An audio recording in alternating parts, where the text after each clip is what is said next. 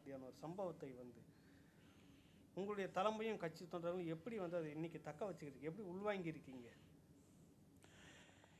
Nazi படைகளின் நாச தாக்குதலுக்கு லண்டன் ஆளான பொழுது, ஹிட்லருடைய விமானங்கள் சரமாரியாக குண்டுகளை ஆகாயத்தில் இருந்து மாறி மழையென வீசிய பொழுது, லண்டன் மாநகரத்தினுடைய மாட மாளிகைகள் மாதா கோவில்கள் மண்மேடான பொழுது, ஆண்டாண்டு காலம் லண்டனில் வாழ்ந்த மக்கள் இனிமேல் இங்கு வாழ்வதற்கு வாய்ப்பில்லையே என்று கண்ணீர் சிந்தி கதறி அகதிகளாக புலம்பெயர்ந்த பொழுது, அவர்களுக்கு மத்தியிலே வந்து நின்று ஒரு தலைவன் பேசினான். I never quit despair. நான் நம்பிக்கையோடும் சோர்வில்லாமலும் இருக்கிறேன். நதிக்கரைகளில், மலை முகடுகளில், பள்ளத்தாக்குகளின் சரிவுகளில் ஆயுதங்களை எடுத்துக்கொண்டு என் பின்னால் வாருங்கள், லண்டனை மீட்டு தருகிறேன், லண்டன் வில் டேக் இட் என்று அன்றைக்கு வின்ஸ்டன் சர்ச்சில் சொன்னதைப் போல வருகிற காலத்தில் வைகோ சொல்வார், எம்டிஎம்கே வில் டேக் இட். இந்த அபாயத்தை நாங்கள் எதிர்கொள்வோம். இதை மட்டுமல்ல, இதை காட்டிலும் இனி ஒரு இடையூறு வரும் என்றாலும் எதிர்கொள்ளக்கூடிய ஆண்மையும் ஆன்மபலமும் வைகோவிற்கு உண்டு என்பதை வருகிற காலத்தில் நாங்கள் நிரூபிப்போம். ஆகவே தேர்தலை புறக்கணித்ததன் மூலம் மறுமலர்ச்சி திராவிட முன்னேற்றக் கழகம் மக்களிடமிருந்து அந்நியப்பட்டிருக்கிறது என்று கருதுகிற கருத்தை விட, தேர்தலை புறக்கணித்ததன் மூலம் மக்களினுடைய நெஞ்சத்தில் வைகோ நெருக்கமாகி இருக்கிறார் என்பதுதான் உண்மை.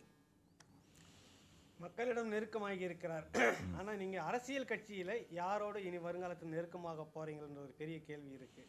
ஒரு பக்கம் ஏற்கனவே உங்களை வஞ்சித்த திராவிட முன்னேற்ற கழகம், உங்களுடைய தலையாய பிரச்சனையாக இருக்கக்கூடிய ஈழ மக்கள் படுகொலைக்கு காரணமான திராவிட முன்னேற்ற கழகமும் இன்றைக்கும் சொல்லிட்டு இருக்கிற அந்த கட்சி. இன்னொரு பக்கம் உங்களை நம்பி கழுத்தறுத்த அண்ணா திராவிட முன்னேற்ற கழகம். எந்த நம்பிக்கையில் நீங்கள் எதிர்காலத்தில் இருக்க போகிறீங்கன்ற ஒரு கேள்வி இருக்குது. இன்னொரு விஷயமும் இதில் சேர்க்கணும்.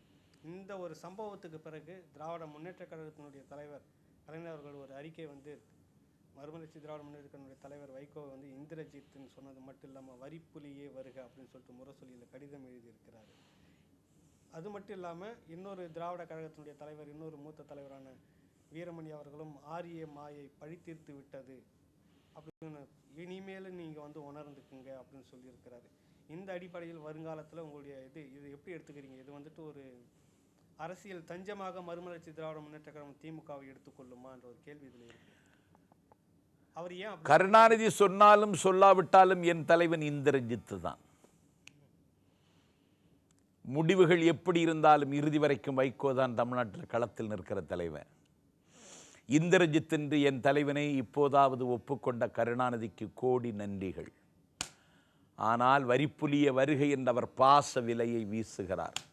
அது பாச வலை அல்ல, நாச வலை. அது பாச வலை அல்ல, மோச வலை.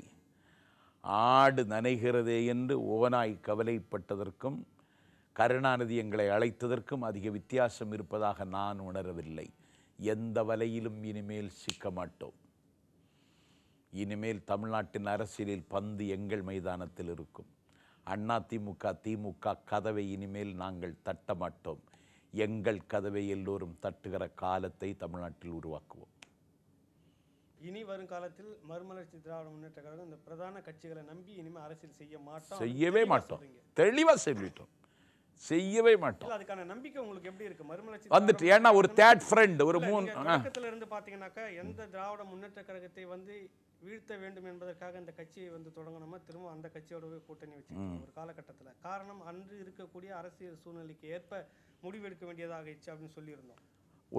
ரெண்டாவது வந்துட்டு திரும்ப திராவிட முன்னேற்ற கழகத்திலிருந்து அண்ணா திராவிட முன்னேற்ற கழகத்துக்கு வந்து சில காரணங்களை சொல்லிட்டு வந்தோம். இதே அவமரியாதை, இப்போ இருக்கிற இந்த அவமரியாதை வந்து வருங்காலத்தில் மூன்றாவது அணின்றது நீங்கள் சொல்கிறத விட திரும்பவும் திராவிட முன்னேற்ற இருக்கக்கூடாதுன்ற ஒரு கேள்வியை வந்து இருக்குது.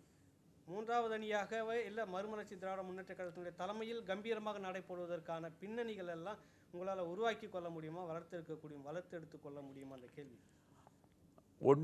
ஒரு உண்மையை உங்களுக்கு சொல்லிடுறேன். உலகெங்கும் வாழக்கூடிய தமிழர்கள் நாங்கள் திமுகவுக்கு கதவை நாங்கள் தட்டலை. அடல் பிகாரி வாஜ்பாய் பிரதமர் என்று 1998 பொது தேர்தலில் நிலையான ஆட்சி, திறமையான பிரதமர் என்கிற கோஷத்தை முன்வைத்து நாங்கள் அதிமுக, பாட்டாளி மக்கள் கட்சி, நாங்கள் எல்லாம் சேர்ந்து கூட்டணி வச்சு நின்னோம். இந்த அம்மையார்